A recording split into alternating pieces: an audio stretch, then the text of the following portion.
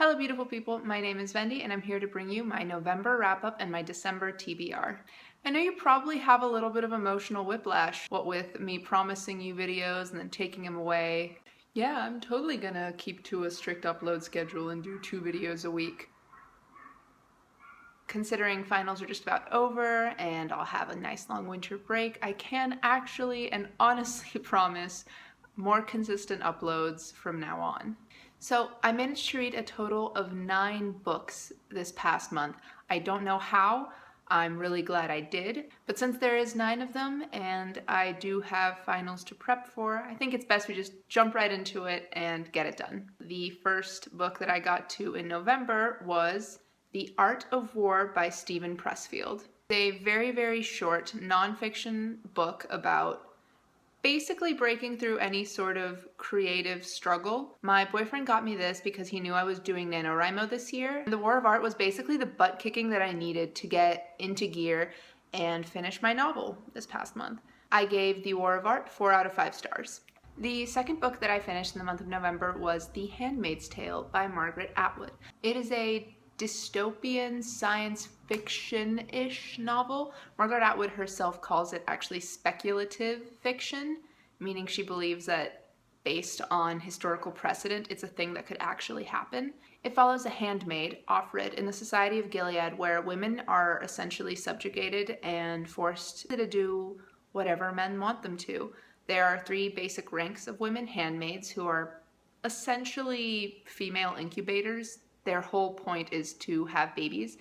Wives who are married to the commanders and men who are kind of in power. And there's Marthas, who are the women who cook and clean and basically perform maid duties. It was really chilling to read considering all the things that are happening in our socio-political sphere. And it was honestly a little sad to know that in the 1980s this stuff was already going on anyway. I also really appreciated the critiques on racism, sexism, and a whole myriad of other social justice issues that aren't really talked about so openly and viscerally in literature or any other media. I found myself rooting for Offred the entire time as she sort of mentally slogged through this absolute emotional turmoil throughout the entirety of the book. I will include a trigger warning for a fairly graphic and gruesome depiction of rape and other basic violence against women, so if that's the sort of thing that you can't handle, it's completely understandable. You don't have to pick it up. If you can stomach that kind of stuff, I think it's a really, really important book to read, especially in this day and age. I gave The Handmaid's Tale 4.5 out of 5 stars. The next book I read in the month of November was Woman Hollering Creek and Other Stories by Sandra Cisneros. This is a collection of short stories following the lives of various Mexican-American women as they sort of navigate their lives on either side of the US and Mexico border. It was a really fascinating read about women who live completely different lives than I do, but I could still connect personally with each one of them and the struggles they face due to the gender restrictions placed on them by society. What really struck me about Woman Hollering Creek was how diverse each of the women in Cisneros' stories were. Not all of them got happy endings, and I think that made it more powerful to me because it was more indicative of how real life might go. Every single one of these stories felt like it could happen. Woman Hollering Creek is also, to some extent, an Own Voices novel. Sandra Cisneros herself is a Mexican-American woman. In interviews about herself, she said that she's always felt like she was straddling a border between the 2 cultures and never quite belonging to either one. And that really comes through in just about all of the stories in here. I gave Woman Hollering Creek 4.5 out of 5 stars. The next book I read in November was The MacKinnons Bride by Tanya Ann Crosby. The MacKinnons Bride is a historical romance. It follows our heroine Paige, an English noble lady, as she's adopted sort of into the society of Highlander men, and in the meantime she falls in love with the clan leader. I love Paige as a heroine because she's sassy, she's tough, and she never really does what anyone expects of her, despite there being expectations galore for women of her status during that time. It was a little predictable, it was a little cheesy, but that's everything I love in a romance novel sometimes, and it was exactly what I needed at that point, especially after having read some kind of heavy things prior to then. The MacKinnons Bride was a reread for me, so I'd read it, I think, 2 years ago, and it never fails to put me in this sort of like end of autumn, beginning of winter cozy mood. Cheesiness aside, I really loved it. If you liked Outlander, you'll love it. It was fun, it was cute, and I gave it a square 3 out of 5 stars. Why not? It was nice. The next book I read in November was one that actually meant a lot to me, and I'm planning on rereading it in December just because I want to do like a full review on it. The first time around I couldn't get my mind wrapped around what I just read. I just knew it had impacted me really emotionally, and that is Turtles All the Way Down by John Green. If you're on BookTube, you probably already know, but Turtles All the Way Down follows Asa Holmes as she sort of tries to solve the mystery of the disappearance of an old childhood friend's father.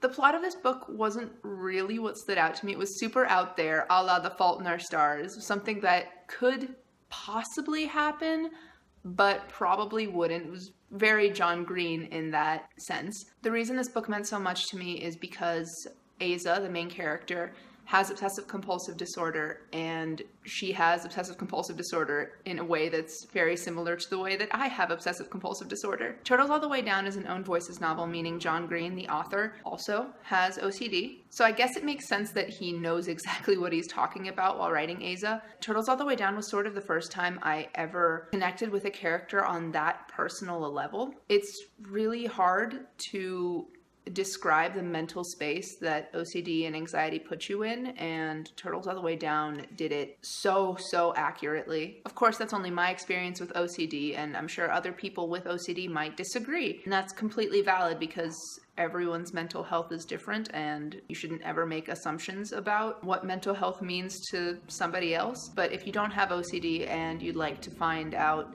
at least a little bit of how it is for a certain number of people, I would definitely pick this book up. One of the things that I really am thrilled that John Green did was the romance that develops in this novel. He saw that it was not healthy for Asa at the time being, and she ended it. She wasn't afraid to end this little romance because it wasn't the right thing for her at the time. And I think that's so important, especially in young adult literature. You don't really see people giving up on young love in YA books, and that's really unrealistic. Like, your first love, probably, unless you're in a very small, very lucky percentage of the population, is probably not going to be the person you spend the rest of your time with, and that is okay. My only critique of this book, well, one of my critiques of this book, besides the plot being super out there, which I kind of like, honestly, because it's a very John Green thing, is that it was a little bit triggering for me. While reading, I found myself slipping into my own thought spirals. I had to put the book down and sort of recenter and refocus myself and get myself into a better mental place. So if that's a thing that you're worried might happen to you, just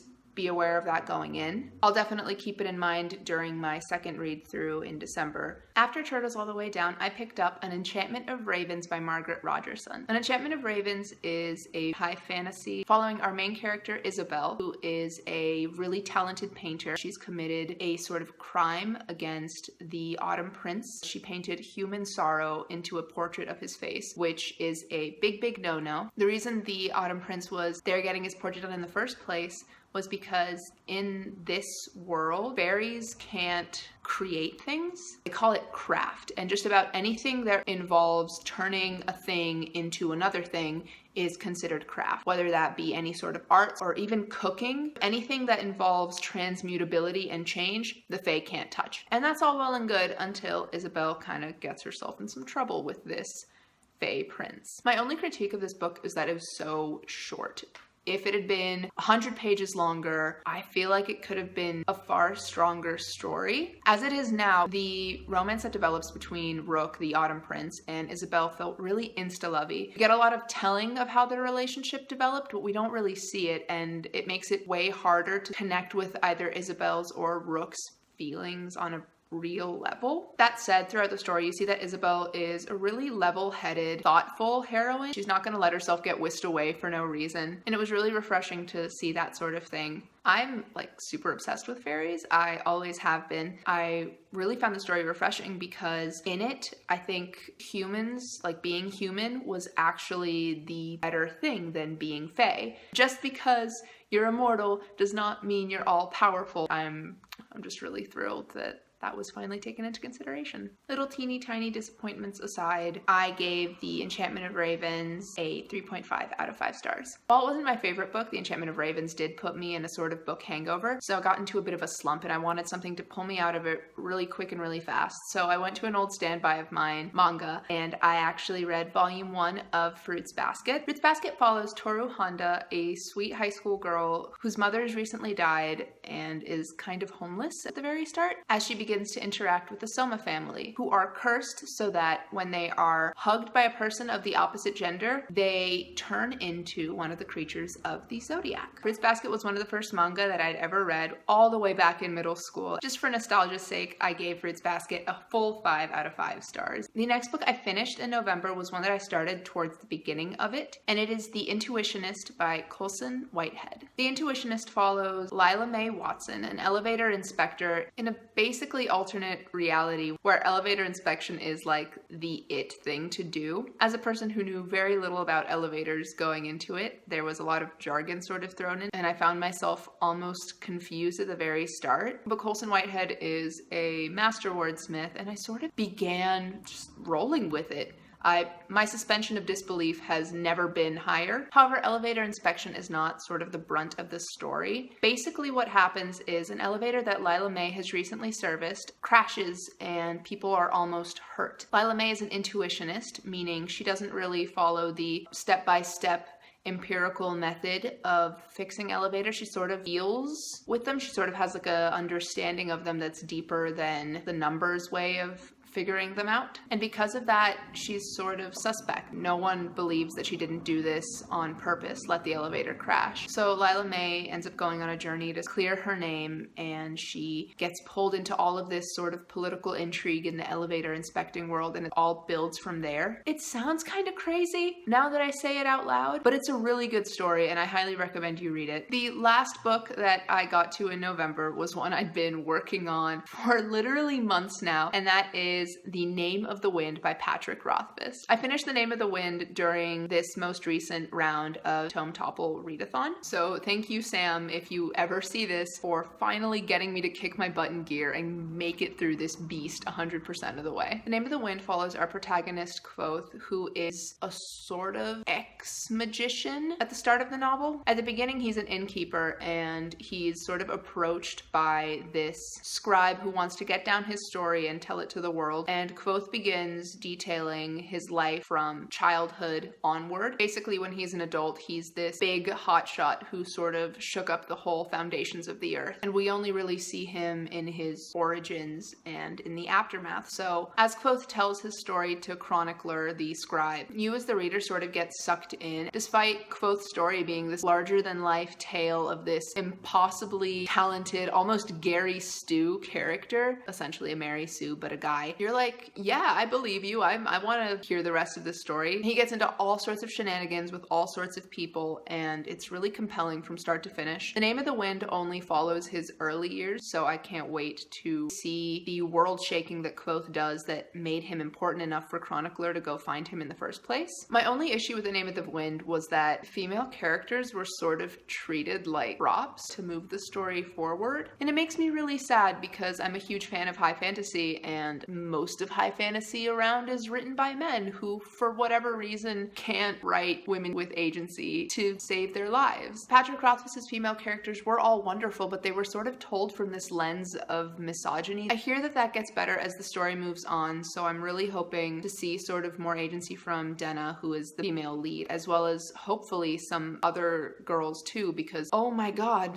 in Lord of the Rings tradition, this is like 98% male, and I'm like, cool. More ladies, please. That little gripe aside, I really enjoyed The Name of the Wind, and I can't wait to pick up the sequel. I ended up giving it 4 out of 5 stars. As seems to be my tradition, considering my wrap-ups always happen like once we're a third of the way through the following month anyway. I've already finished several books this December. As I tell you my TBR, I'm not gonna be really explaining the plots or anything. I'll do that at my wrap-up at the end of this month. Hold me to it, guys. I've been talking far too long, so let's get started. The first book that I read in December was All the Crooked Saints by Maggie Stevens. Sea Otter. I will be doing a full review for all the Crooked Saints, so keep an eye out for that. The next book I read and finished in December was Fun Home by Alison Bechdel. It was the first time I'd ever read a nonfiction graphic novel, and I thoroughly enjoyed it. The next book I plan on reading in December, and it's the one I'm currently working on, is Renegades by Marissa Meyer. The cover looks like this. The next book I plan to finish in December is Grimm's Complete Fairy Tales by, obviously, the Brothers Grimm. After that, I plan on reading The Essex Serpent by Sarah Perry, and the Guild of Specialists series, beginning with Operation Red Jericho, Operation Typhoon Storm, and Operation Storm City, all by Joshua Mole. The final book I plan to read in December is 100 Years of Solitude by Gabriel Garcia Marquez. I say plan to because, as you saw this past month, I tend to go a little overboard with reading, especially when I have some free time. Considering my last week of school is this coming one now, I'm going to have a lot more free time on my hands, so who knows how much I'll actually end up reading. And that is it for my November wrap-up and my December TBR. Thank you so much for watching. If you like this video, I would appreciate it very much if you gave me a like, and if you like me in general, maybe consider subscribing. That's it from me today, guys. Thank you for watching. Goodbye.